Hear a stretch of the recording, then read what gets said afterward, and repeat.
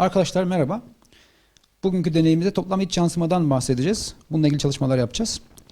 Bir ışık demeti optikçe yoğun yani kırılma indisi büyük bir ortamdan optikçe hafif yani kırılma indisi küçük bir ortama geçerken kısmen yansır, kısmen de kırılır. Sinyal yasasından bunu zaten biliyoruz.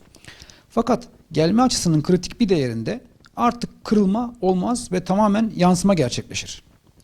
Kritik açı veya daha büyük gelme açılarında gerçekleşen bu olaya toplam iç yansıma denir. Günlük hayatta birçok yerde toplam iç yansıma olayına rastlamaktayız. Örneğin optik haberleşmede kullanılan fiber optik kablolarda veri aktarılırken toplam iç yansıma ilkesi kullanılır.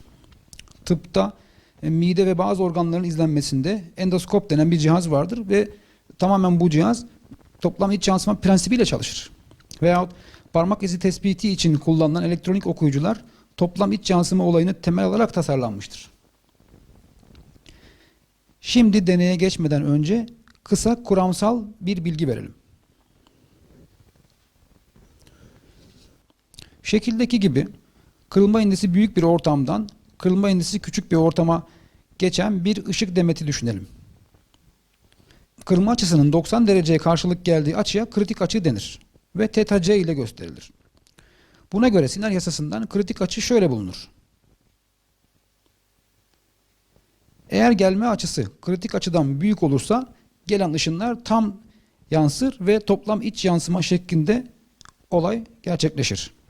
Burada dikkat etmemiz gereken iki husus var. Birincisi toplam iç yansıma sadece kırılma indisinin yoğun olduğu bir yerden düşük olan yere doğru geçerken gerçekleşiyor. Yani N1 büyük N2 durumunda gerçekleşir. İkinci husus ise eğer N2 ortamı hava yani N2 1 ise ve N1'e N alırsak kritik açı θc eşittir arcsinüs 1 bölü N şeklinde basit bir formülle bulunabilir. Şimdi deneylerimize geçelim.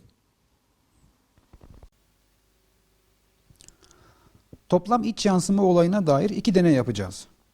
Her iki deneyin de amacı optik bir malzemenin kırılma indisini ölçmektir. Deneyde kullanılacak malzemeler lazer ışık kaynağı, açısal gösterge, D şeklinde saydam bir malzeme ve 45-90 derecelik bir prizmadır. Arkadaşlar bu ilk deneyimizde D şeklindeki plastik akrilik malzemeyi kullanacağız. Ancak D şeklindeki malzeme önce şekildeki gibi açısal göstergenin ortasına yerleştirilir. Burada sıfırlama ayarı çok önemlidir. Işınlar buradan dik girmeli ve dik çıkmalı. Buna özen göstermelisiniz. Daha sonra farklı gelme açılarına karşılık, örneğin gelme açısını değiştirelim. Mesela 20 derecede duralım. 20 derecelik gelme açısına karşılık bakın bir yansıma bir de kırılma gözlüyoruz. Açıyı devam ettirdiğimiz zaman büyütmeye hem kırılmanın hem yansımanın yön değiştirdiği ve farklı açılarda kırıldığını göreceğiz. Fakat öyle bir kritik açıya geleceğiz ki artık kırılma tamamen kaybolacak. İşte bu kritik açıya tam yansıma olayının gerçekleştiği açı diyoruz. Ve bu açıdan daha büyük açılara geçtiğimiz zaman her seferinde hep tam yansıma göreceğiz. Hiçbir şekilde kırılma olayı gözlenmeyecek. Tekrar kritik açıya gelelim. Bu deneyde aşağı yukarı 42 derece civarında olduğunu gördük. 42 derece civarında eğer bu kritik açıyı biliyorsak kırılma indisi ve kritik açı arasındaki formülden rahatlıkla malzemenin kırılma indisini tespit edebiliriz.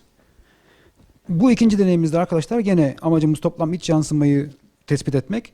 Bu deneyde 45-90 derecelik bir prizma kullanacağız. Şekildeki gibi örneğin gelme açısı 20 derece olan bir ışın demetini prizma üzerine gönderiyoruz. Işının bir kısmı buradan yine 20 derecede yansıdığını görmekteyiz. İçeri geçen kısımda kırıldıktan sonra yine bir iç yansıma oluşuyor. Bir de dışarıya kaçan ışık görmekteyiz. Bu durumda özel olarak gelme açısını büyüttüğümüzde devamlı ışığın kurtulduğunu göreceğiz. Bakın açı büyüdükçe 30 dereceye geldiğimiz zaman gene ışın kurtulmakta, yine yansıma görülmekte. Fakat tam tersi küçültmeye başladığımız zaman gelme açısını ve yüzeyin normaline yaklaştığımız zaman şunu görmekteyiz ki bu sefer ikinci kırılan açı daha da küçülmekte. O zaman öyle bir kritik açıya geleceğiz ki bu andan itibaren hiçbir şekilde ikinci kırılma gözlenmeyecek. İşte bu kritik gelme açısı bizim için kritik açı olarak adlandırılıyor ve bu durumda kırılma indisiyle kritik açı arasındaki şu formülden sonuca giderek kırılma indisini tespit edebiliriz. Eğer mesela 0 dereceye ulaşırsak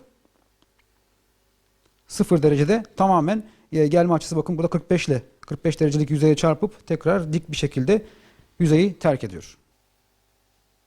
Evet, şimdi örneğin şeyi deneyelim. Toplam iç yansımayı bir bardak su içinde görmek mümkün. Elimde bir tane lazer var. Bir bardak su. Lazeri direkt belli bir açıyla bardağa gönderiyorum. Bakın toplam iç yansımayı çok net bir şekilde görebiliyoruz. Farklı açılarda gönderebilirsiniz. Dik gönderiyorum ama belli bir kritik açıdan sonra toplam iç yansıma çok bariz bir şekilde görülüyor. Toplam iç yansıma elimdeki şu akrilik malzemeyi de görmek mümkün. Akrilik malzemenin bir ucundan lazeri göndereceğim. Diğer ucuna bakalım. Hemen lazer oradan çıkıyor bakın. Çok net bir şekilde bu tüpün içinde dolaşıp tüpü terk ediyor diğer uçtan. İşte fiber optik haberleşmenin temel kısmı. Burada ışık yanıp söndürerek da bilgi transfer edilmiş oluyor.